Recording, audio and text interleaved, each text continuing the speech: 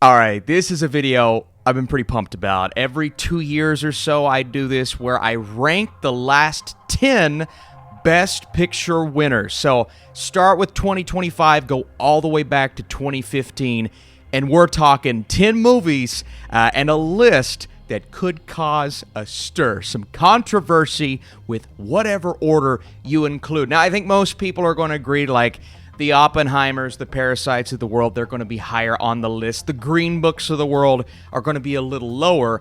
But how do I feel about each movie individually and each winner? This is also telling kind of where the Oscars are. And so I'm going to give you my ranking. I need your thoughts and comments down below. What would your list look like? And which movie is number one? I think there's actually a good argument for quite a few of these entries. So we're going to start at the bottom here.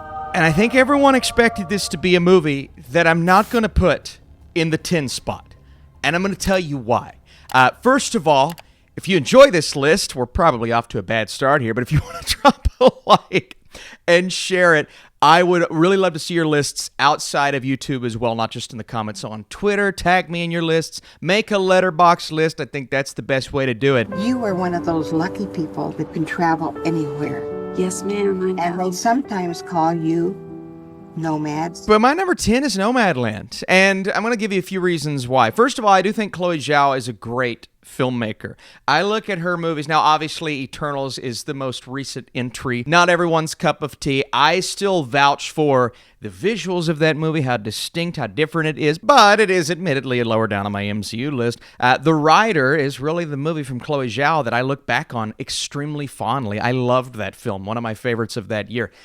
Nomadland is distinct, very different. It's almost like a documentary to where the groundedness and the realism of it is part of what makes it so special, as well as Frances McDormand's performance, which is admittedly magnificent, the best part of the movie by far. Actually, there is a supporting performance in here that is amazing, but Nomadland is one of those films, and I went back to watch it recently, that the first time I watched it, I'm like, wow, that is very distinct and different. I wasn't enamored by it. I wasn't necessarily entertained by it. That's not the point of the movie. But it's one of those movies where the more I think about it, the more I'm kind of like, yeah, that's just a bland Best Picture winner.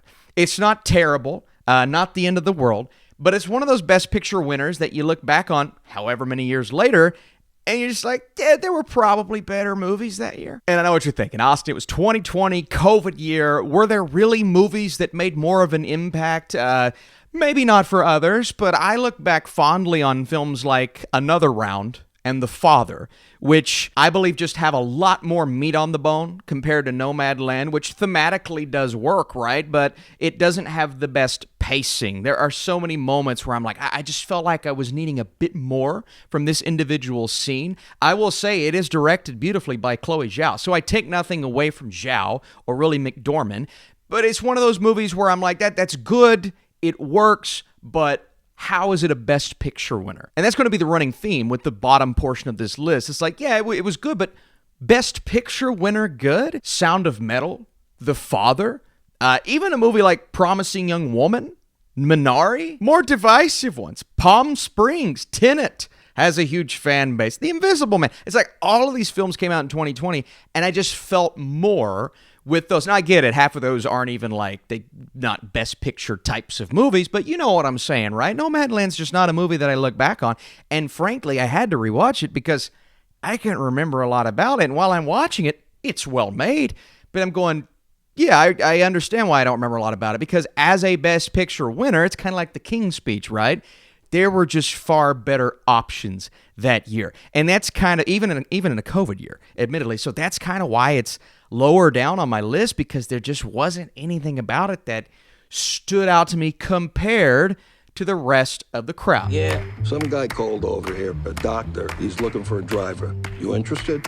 I am not a medical doctor. I'm a musician. Next up, a lot of people say that Green Book is one of the worst Best Picture winners of all time. And while I don't agree that it's one of the worst movies of that year, I actually liked Green Book, okay? Viggo Mortensen, Mahershala Ali, both giving great performances. You do not expect a Farrelly brother to direct a movie like this because we're used to silly, schlocky, ridiculous comedies. I mean, then he cranked out, I think, 2 more ridiculous comedies since this film. But Green Book comes out of nowhere and has interesting themes, and some people look at it as surface level, and I understand all of those things, right? I'm not sitting here saying Green Book deserved to win Best Picture that year, because once again, I go back to my 2018 list, and I see numerous films above it on my personal list that make a lot more sense. Movies that I love that didn't really have a shot, like your Mission Impossibles, your Hereditaries, your Infinity Wars, your Spider-Verses. So none of those were really ever Oscar players, although I'd argue Hereditary should have been. But then I look at movies like American Animals, A Star is Born, Black Klansman, like films that make a lot more sense as awards players compared to Green Book. Even mid-90s, right? These, First Man, okay? These are movies, and I know some people were disappointed in those, that, as a whole, I believe are a more cohesive and thematically rich with some of those, or distinct, like a mid-90s cohesive product that make more sense as a Best Picture winner. Whereas Green Book, it's very audience-friendly. And, sometimes that is a knock. When you're really audience-friendly, sometimes you kind of dumb yourself down. In this case, I'm not going to knock it for being that. If you look at IMDb, it's got a good score. If you look at Letterboxd, where a lot of the film snobs hang out, sometimes myself included, I'll lump myself in with that category, it's got like a 3.8. I mean, that's a good score. But I think where the argument comes in is when we're talking Best Picture winners, is it inside that bubble of movies? And most of those that I talked about aren't in that bubble of movies, but I think of like a Black Klansman or even A Star is Born, and I'm like, man, those movies just emotionally impacted me more. Green Book emotionally impacted me, but I see the simplicity there compared to some of these others. But I will stand by Green Book for being, I think, a good movie. Not a lot of people, actually, that's not true. I do think there is a silent majority because, I mean, across the board, the scores for Green Book are very good, and critics liked it. And obviously, Oscar voters liked it. But there is a loud minority that hate this film. And I see that as well. But I'm not putting it lower down on my list because I dislike it. It's more so it's lower down on my list because that year, I mean, there's 30-plus movies that I feel like should have been more prominent in awards season. And that's really my case for a lot of these Oscar winners. And I go all the way back to a movie like A King's Speech. King's Speech is not a bad film. But when you look at it comparatively, how did it beat The Town, True Grit, Black Swan, Social Network, Inception, Toy Story 3, freaking S&D? Like, how did it beat all of those movies? And so that's more where my head's at with most of these films. Again, none of them are Emilia Perez or Crash level back. I guess that's one where Crash shouldn't have even been in the discussion that year. If I told you about her, the princess without voice, what would I say? Next up, The Shape of Water, 2017. Now, looking at my personal list, I had The Shape of Water, which I believe initially I had a little higher. But going back, rewatching a lot of movies since 2017, I've aged a lot. I've had a kid since then. Well, not me. My wife had a kid since then. But you go back and you watch some of these and they go lower down your list. I currently have The Shape of Water in my number 25 spot from 2017, which is a lot higher than Nomadland that year and higher than Green Book that year. And so we are improving here. Again, you have to look at these on a comparative basis.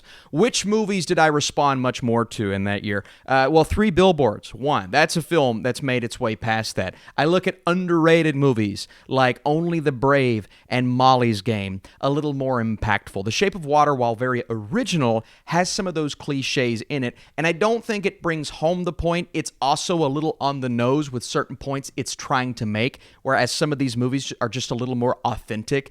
I think of the snubs that year like a Blade Runner 2049 and a Logan, and some people are going to laugh at me for that, but which movies have resonated more over the last... I mean, I don't see a lot of people talking about The Shape of Water compared to a Blade Runner 2049 on Twitter and on socials and on those letterbox lists. I see a lot of people loving Blade Runner 2049. Shape of Water is like, oh yeah, that won Best Picture that year. And so again, we're talking about these movies on a comparative basis. Personally, I look much more fondly on a film like Get Out. I believe that kind of did the job it needed to do thematically, had everything necessary, but it was in the horror genre. The Florida Project, that for me is Sean Baker's film that should have made the noise that Anora made this year, that year, but he's a younger filmmaker. He doesn't have all of these projects under his belt, and so a lot of there are politics involved, and obviously he's not going to get the love he deserves. Good Time, Wind River, A Ghost Story, which is extremely artistic and niche.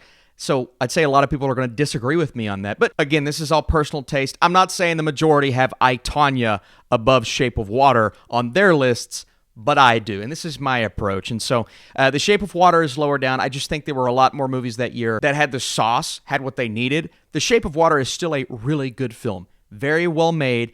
Original, even though it is kind of that same type of story, just tweaked in a very Guillermo del Toro way. This is one of his better directed movies. I just believe Del Toro has done it better in other places, not gotten the Oscar love.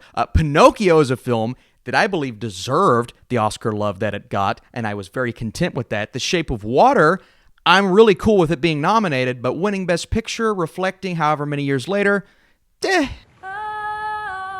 sometimes I get a good feeling, yeah. Yeah. Next on my list, it's CODA. And this is the first time where I think so many people are going to disagree with what I'm saying, yet I am in the spot of I think CODA's an okay Best Picture winner.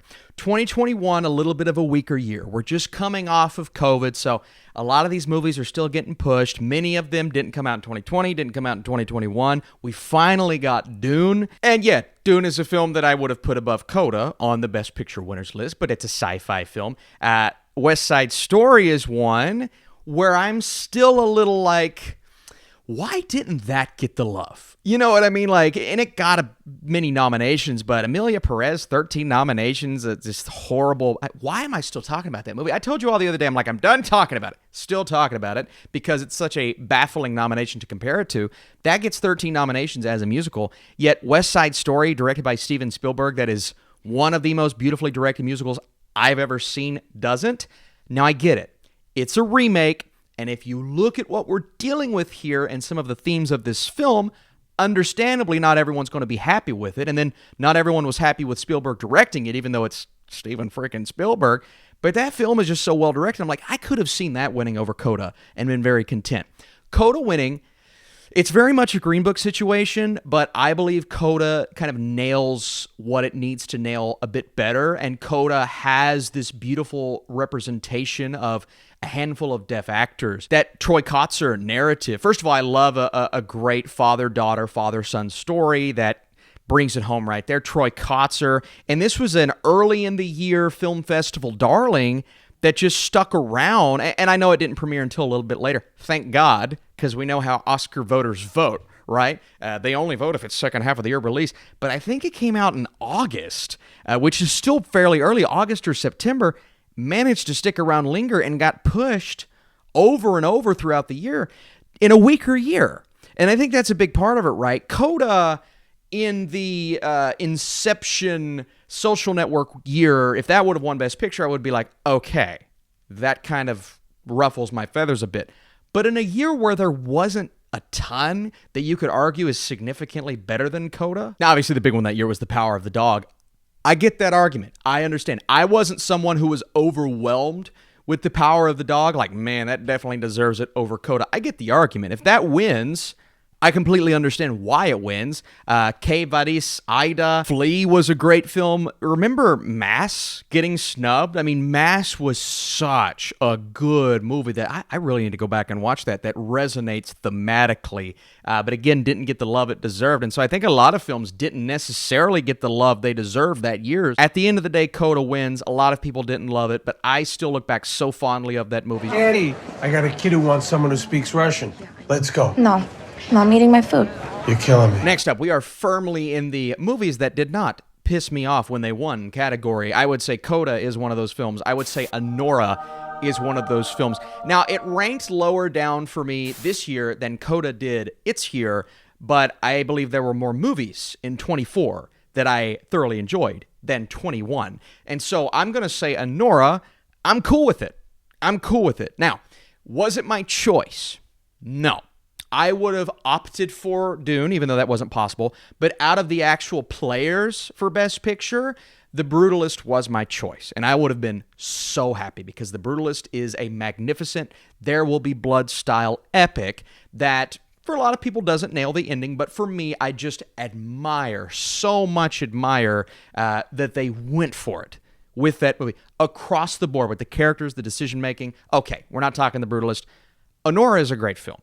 So, a lot of people are like, man, the movie about this, and this. And I feel like a lot of those people online just haven't watched the film. Annie's a sex worker. She's, this isn't the type of story that should be winning Best Picture. You've got to watch it. If you watch Anora, even if you're not vibing with it, there should at least be something in you that goes, oh, now that is good storytelling. Oh, now that keeps me on the edge of my seat. In a very cliche comparison here, in a very Uncut Gems type of way. I think so fondly of Uncut Gems, the type of story that it was telling with Adam Sandler in the lead, a stressful, anxiety-ridden movie that is exactly how the second half of Anora is. But even the first half, when the romance is budding, them getting to know each other, even though they're not really getting to know each other, and just the perception that she has as a character and the arc that she goes on. We talk about movies that lack great character arcs. Anora last year was one of the better character arcs I had seen, which is partially why I'm not upset that Mikey Madison won. Like, I was rooting for Fernanda and Demi a little more, but I'm cool with it because Mikey Madison was amazing. So while Anora doesn't rank in my top 10 here, it's only because these other Best Picture winners were legit, and that's also a part of this video, right? Some, not stinkers, but some movies on here where you're like, how did that win over this? These top 5 films, I completely understand. Anora just outside the top 5, but I'm cool with it. I'm very cool that it won Best Picture. Better than... I'm not going to say its name again. Don't say its name 3 times. It's like Bloody Mary. Something bad will happen. What you looking at me like that for? What, man? Come on, you just drove down here? Yeah. Next up, Moonlight. I'm going Moonlight in my 5 spot. Now, I did have some movies above it that year. It is in my top 10 of 2016. A little lower down, but that was the year that brought us Arrival, one of my favorite films of all time. La La Land, one of my favorite films of all time. Sing Street, one of my I could go on, like Hell or High Water. All of these movies, what a stacked year that was. My God. And so the fact that the Best Picture winner in that year still managed to be in my top 10, still managed to move me, told in a beautiful, distinct 3-act structure that was made unlike anything I had ever seen before. And I wasn't like so in on Barry Jenkins' filmography prior to that, and I didn't know too much about him. But after watching Moonlight, I'm like, I just have to go and I have to research. Like, what has this man done before? Younger, obviously. But let me tell you, Moonlight was awesome. So when La La Land wins that year, I am on fire. I'm freaking out. I'm like, I can't believe this happened. This is amazing. But that was the first year that, I believe it was the first year that made me think, or that I looked at and said, maybe I need to cover the Oscars a little bit more because this is drama. Like, drama is crazy. The fact that La La Land won for 5 minutes, Moonlight comes out of nowhere, and they said, actually, no, Moonlight won Best Picture. That was drama for me that that's kind of what turned the tide. Like, before that, the Oscars were boring, and it was always movies that I didn't care as much about, even though the year before Spotlight won. And I look at the Moonlight upset as one of the coolest things of all time, even though I prefer La La Land, because they were so close in quality. I'm cool with it, but also because the drama was amazing. Listen, I wanted La La Land to win that year. I also wanted Arrival and Hell or High Water to win. But Moonlight is such a good film, it really didn't matter. You know what I mean? Like, quality of the utmost. And it has everything you need as an Oscar winner. An amazing character arc, beautiful visuals, immaculately shot, immaculately directed. I do believe it felt a bit lengthy in parts and portions, and that's why I have it a little lower down on this list, but it's apples to apples instead of apples to oranges here. And ultimately, Moonlight was a phenomenal Best Picture winner. Mrs. Wang.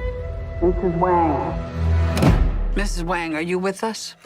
I am paying attention. The next 4 films are all so high on my yearly list that year. Everything Everywhere All at Once. My number 3 of 2022. And 2022 is where the bar started to raise again. We're picking back up. We're talking some phenomenal films. And even though Top Gun Maverick beat it out for me that year, Everything Everywhere All at Once winning was so freaking cool. The Daniels and their originality, the concept, the multiverse aspect, the fact that it was coming out in the midst of a lot of these Marvel multiverse movies, and it managed to trump them so much, giving Michelle Yeoh, giving Ke Huy Quan, giving everyone their due. Now, the only thing that came out of this was the Jamie Lee Curtis win, which I vehemently disagree with still to this day. There was another performance in that film that should have won that category. But other than that, I believe this film deserved every Oscar it got. I believe it deserved Best Picture. The directing was phenomenal. The writing was awesome. Some people watch it now and they're like, it doesn't hold up as well. And I understand that criticism.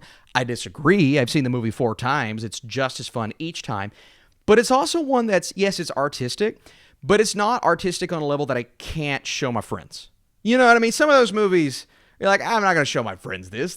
And that's kind of a theme here in this top 4, top 5, to where, a movie like Nomadland, if I show my friends this, and a bunch of Eastern Kentucky guys, Nomadland, they would laugh at me. They'd say, why are you showing me this movie, okay? Now, that doesn't mean it's bad, obviously. But, it's not the type of movie, right? But if I show them Everything Everywhere All at Once, they're going to say, oh, that was action-packed. Oh, that was fun. Oh, this is creative. It was unique. And it's never confusing.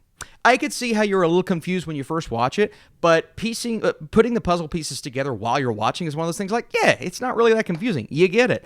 Man, what a script. I still say to this day, one of the coolest scripts to ever win Best Picture, and I was oh so happy with his win. Would I have given it to Top Gun or Batman? Yeah, probably, but that's not the point. There's things you cannot tell me. But also know there's a story here, and I think everybody will hear about it.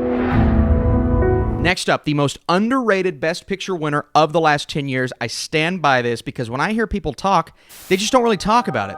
They're not like, oh, Spotlight never should have won Best Picture. I can't believe that happened. Or they're not really like, oh, this one deserved to win. It's one of the Best Picture winners.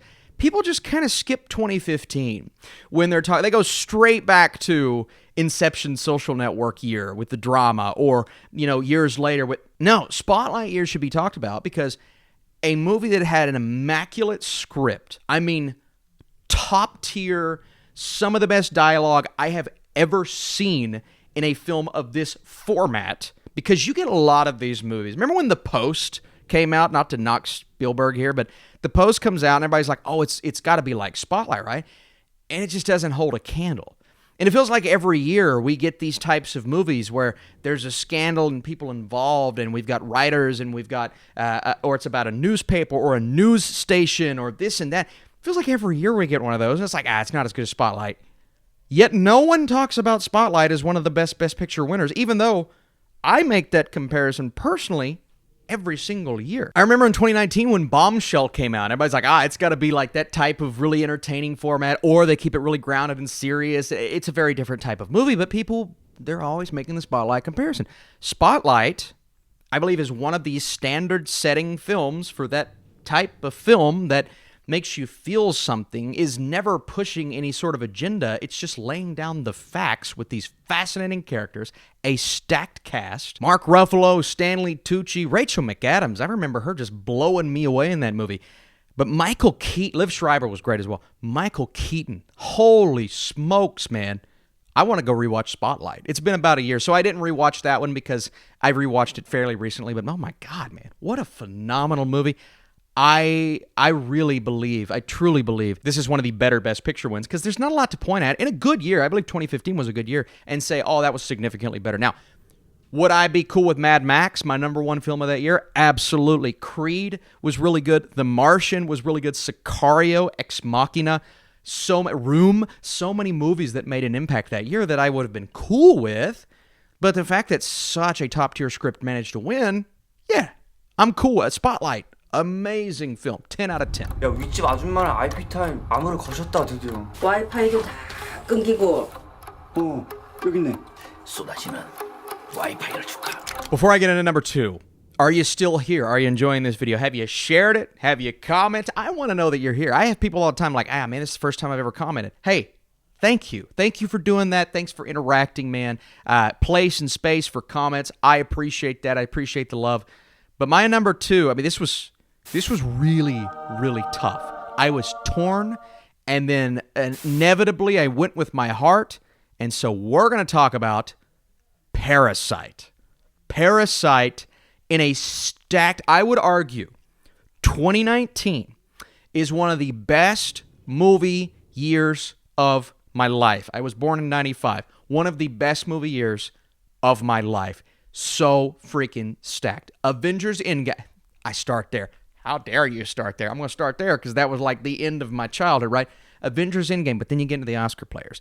Marriage Story, 1917, Uncut Gems, which should have been an Oscar player, Ford v. Ferrari, a creative, entertaining film like Knives Out, The Farewell, Jojo Rabbit, Honey Boy, The Irishman, like so many movies that just impacted me. Films that nobody talked about, like A Waves, like A Peanut Butter Falcon. My God, 2019 was a phenomenal year. So good across the board. I had more 10 out of 10 movies that year than I've ever had on a list. Well, again, since I've been alive. But I want to vouch for Parasite here. Because while I was rooting for 1917, I acknowledge Parasite is one of the most creative, entertaining, interesting. It's also funny that we're talking Bong Joon-ho right after Mickey 17 comes out, which fell well short of expectations. It was hard not to be off the high of Parasite and then watch a very different movie in Mickey 17 and be disappointed. But it's also, and I truly believe this, Bong Joon-ho, when he goes for a film like Parasite, rather than something more like Okja or Mickey 17, this is where he needs to live. A movie that has something to say, a slight sense of humor, but grounded, realistic, not very over the top, until it becomes that, but still maintains the gravity, like still maintains the heart and soul of it all throughout the third act of the movie.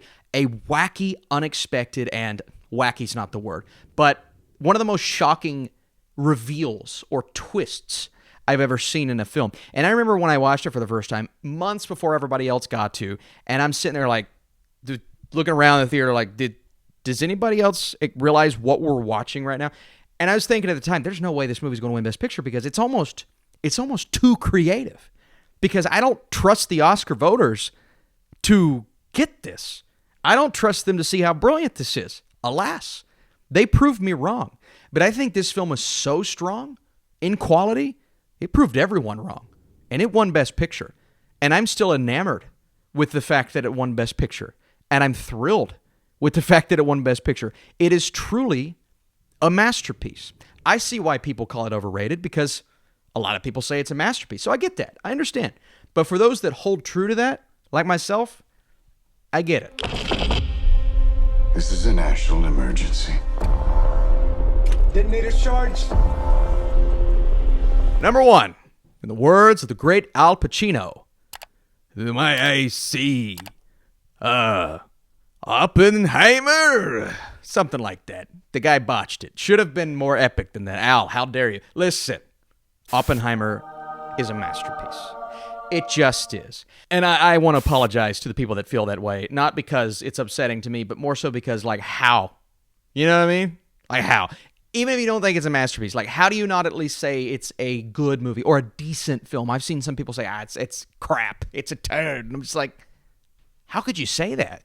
It almost feels blasphemous. You know what I mean? Like, and this isn't me, Christopher Nolan, he can do no wrong. Because, he's made some missteps along the way. But I watch a movie like Oppenheimer. This is the culmination of his work.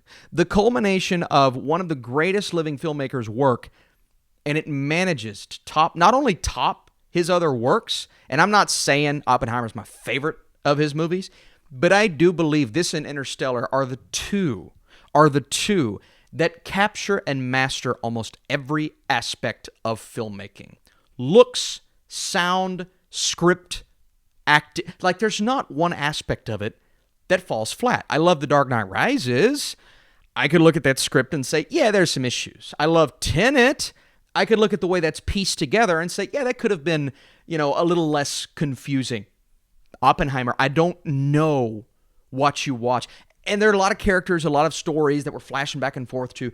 But if you're a Looney Tune like me and you watch this film 3 times, you're like, it just works perfectly.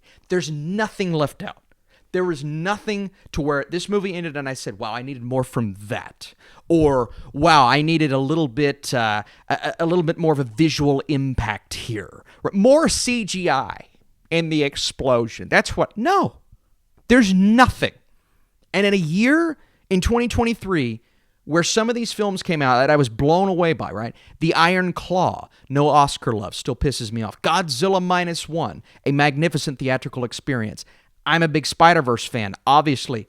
How about The Holdovers, which is one of, I believe, the greatest Christmassy themed holiday movies. I rewatched it this Christmas, starting a tradition of all time. I've seen that as many times as I've seen Oppenheimer. Both perfect, both masterpieces. Alas, Oppenheimer, to me, was a little better. Past Lives, Blackberry, Air, Society of the Snow. These are all films that were just truly great, or even better.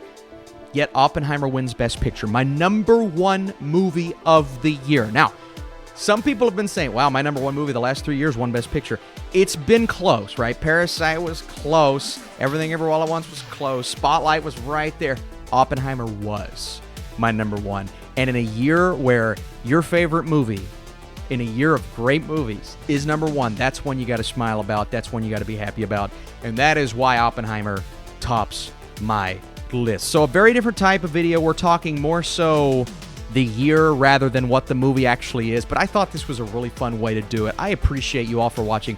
What a great list. I'm thinking, and I don't know if you all want to see this, about ranking the last 10 actor winners and then the last 10 actress winners. If you want to see that, let me know down below. Appreciate you big time for watching, and I'll see you soon.